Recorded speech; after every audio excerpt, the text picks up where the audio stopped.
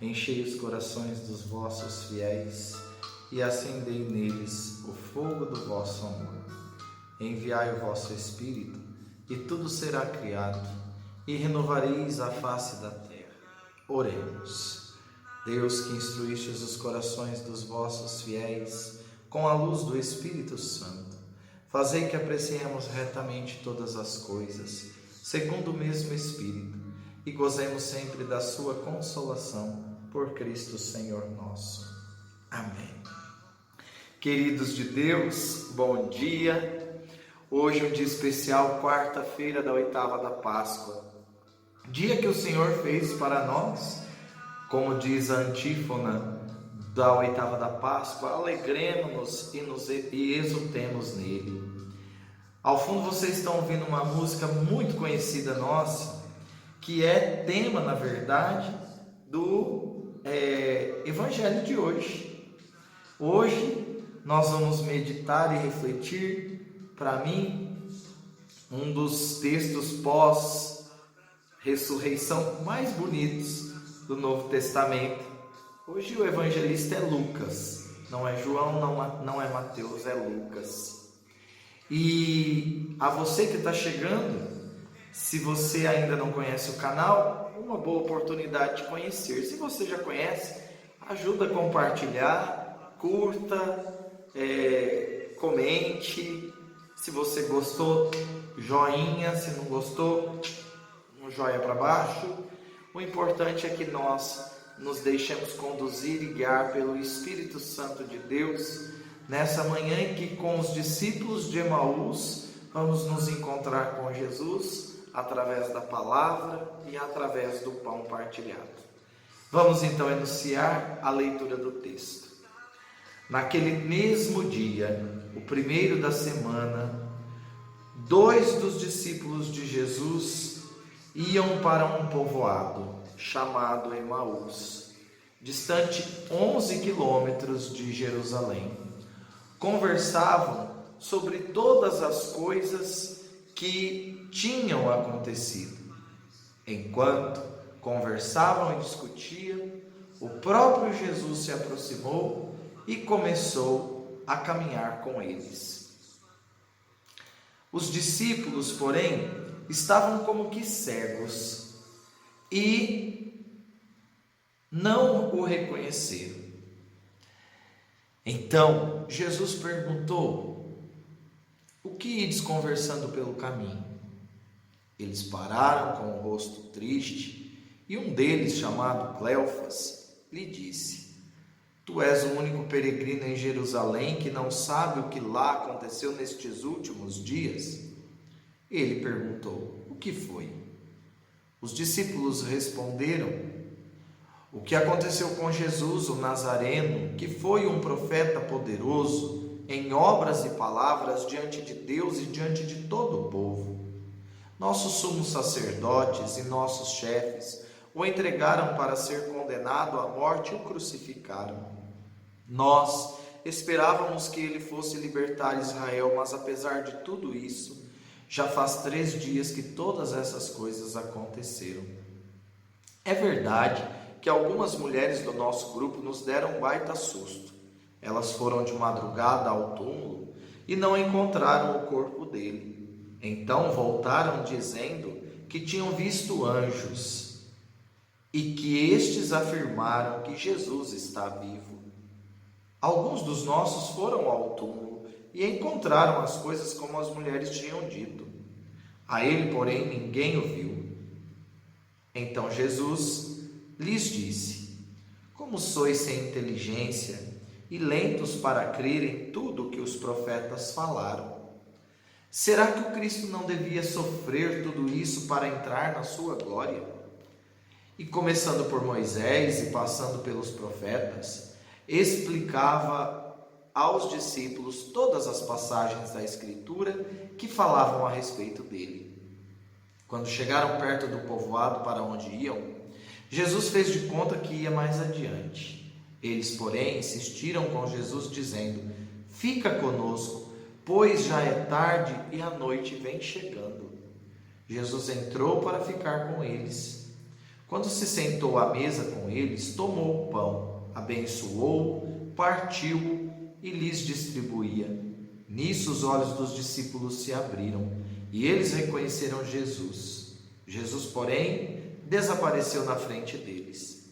Então disse ao outro: não estava ardendo nosso coração quando ele nos falava pelo caminho e nos explicava as Escrituras?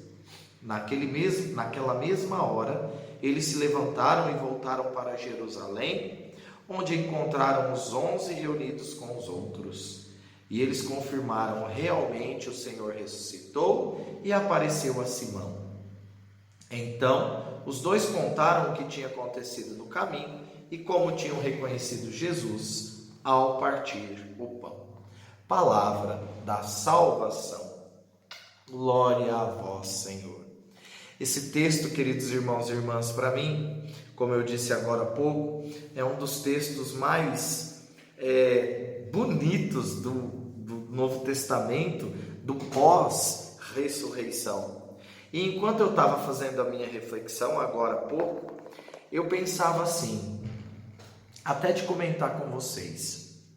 É interessante que quando a gente gosta de uma pessoa, que quando a gente tem um carinho especial por uma pessoa, quando a gente convive com essa pessoa por um tempo, alguns anos, não sei, o avô, a avó, o tio, a tia, um amigo muito querido, e de repente, sem mais, sem menos, essa pessoa nos é tirada por conta de uma doença, por conta de um acidente, uma morte súbita, por exemplo. Como o nosso coração fica triste, endurecido, amargo por alguns dias. Às vezes até meses. Tem gente que fica com o coração angustiado por causa da perda de alguém, anos. Me parece que a experiência dos discípulos de Emaús, e era por isso que é uma reflexão minha, me parece que a experiência dos discípulos de Emaús, nesse mesmo dia, porque é o dia em que Jesus morreu, e 2 dias depois, no dia da Páscoa, é o dia que ele ressuscitou, e é o dia que os discípulos de Emaús, terminados os exercícios de Páscoa próprio dos judeus, voltam para sua casa. E com aquela dor, com aquela escuridão toda, interna, não externa, mas com aquela escuridão toda de ter perdido alguém querido e aquela impressão de não ver mais a pessoa e de não ouvir mais coisas sobre a pessoa, histórias sobre a pessoa, e não ouvir mais a pessoa falando. Então toda aquela tristeza vem à tona, até que alguém pergunte: mas por que você está triste? Ou então alguém que sinta a tristeza do outro, e ao perceber essa tristeza, pergunta: como você está? E aí a pessoa diz: eu perdi um ente querido, muito bom, e começa a discorrer sobre o assunto. É claro que nós estamos falando de Jesus aqui, do profeta, como eles mesmos disseram. Você é o único que não sabe do que aconteceu, um profeta rico em obras, em palavras, que foi condenado à morte. Mas também nós fazemos isso quando a gente está na fila do supermercado, por exemplo, e alguém vira para a gente e fala assim: ô fulano, como é que você está? Você fala assim: nossa, você não ficou sabendo o que aconteceu comigo? Perdi alguém, perdi meu pai, perdi meu avô, enfim. A impressão parece que é a mesma. E a necessidade de falar daquela dor fez com que os discípulos de Emaús então recordassem os feitos de Jesus, até mesmo para dizer para o forasteiro tudo o que tinha acontecido, natural. E de repente, a surpresa agradável: o forasteiro conhecia Jesus. Na verdade, o forasteiro era o próprio Jesus.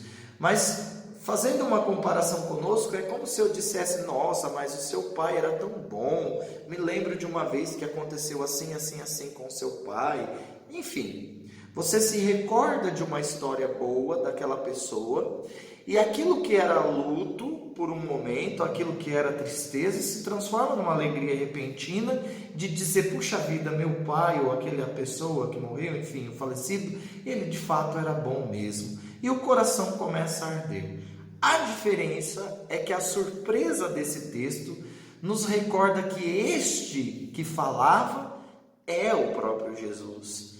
E que quando nós estamos reunidos no seu nome, quando nós de fato fazemos aquilo que ele nos ensinou, e por que eu estou dizendo isso? Porque o forasteiro ia adiante, Jesus tinha ensinado aos discípulos que era para eles oferecerem tudo ao próximo, até mesmo ao desconhecido.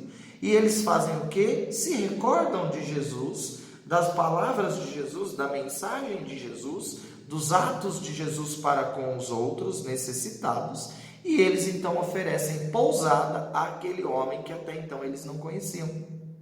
Veja bem, a hospitalidade que os discípulos de Emaús dão a Jesus nos lembram da hospitalidade que o próprio Abraão deu aos anjos lá no Carvalho de Mambré e recebeu então a promessa, o filho da promessa. Assim, os dois discípulos de Emaús, ao acolherem o forasteiro, acolhem diante de si o próprio Jesus. E só então, quando eles de fato celebram a Eucaristia, porque esta caminhada de Jerusalém a Emaús recorda a celebração da Eucaristia que nós realizamos todos os dias, porque Jesus atualiza a palavra, Jesus faz uma reflexão sobre a palavra, mais ou menos o que nós estamos fazendo aqui agora, atualiza a palavra e ao redor da mesa parte o pão.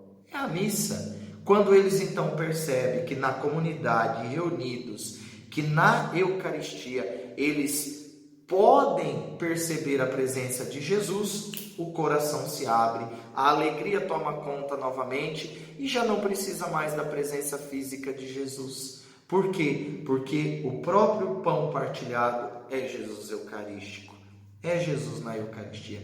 Voltam correndo porque estão deslocados da comunidade.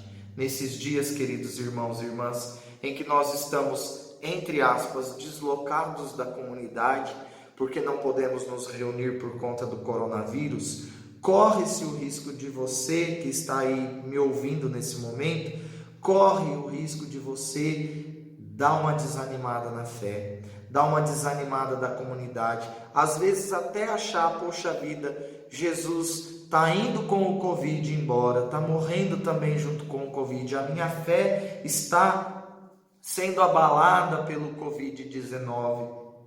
As notícias que chegam são notícias muito ruins. Quero te dizer, querido irmão, querida irmã, que o esforço que a igreja está fazendo para manter viva esta chama da presença de Jesus eucarístico, de Jesus ressuscitado na sua vida, o esforço que nós estamos fazendo é justamente para que você reconheça que na partilha da palavra, que ajudando o próximo, acolhendo o forasteiro e que comungando da Eucaristia, nós podemos ter a presença de Jesus vivo e ressuscitado entre nós, agindo como Jesus nos ensinou, não perdendo a esperança, não perdendo a fé, não perdendo a certeza de que Cristo ressuscitado vence a morte e que nenhum vírus é mais forte do que Jesus ressuscitado, é que nós vamos manter viva a chama deste amor, deste ressuscitado em nós. E assim, 11 quilômetros, ou melhor, 22, porque desceram 11 e estavam subindo de novo para encontrar a comunidade, 22 quilômetros não serão nada. Por isso, que nós possamos nos manter unidos, nos manter firmes na reflexão da palavra, no partir do pão e na acolhida daquele que chega. Assim, essa reflexão dos discípulos de Emaús, eu nunca tinha feito dessa maneira, mas o Espírito Santo pediu para eu dizer para você, nessa atual circunstância que estamos vivendo de pandemia, que você não se sinta sozinho, não se sinta na sexta-feira da paixão, pois Cristo ressuscitou e logo, logo, tudo isso vai passar, na certeza de que Ele caminha contigo, caminha comigo, caminha conosco, como caminhou com os discípulos de Emaús. Um beijo, fique com Deus, um santo e abençoado dia na presença do ressuscitado que está aqui atrás de mim. Pai, Filho e Espírito Santo. Amém.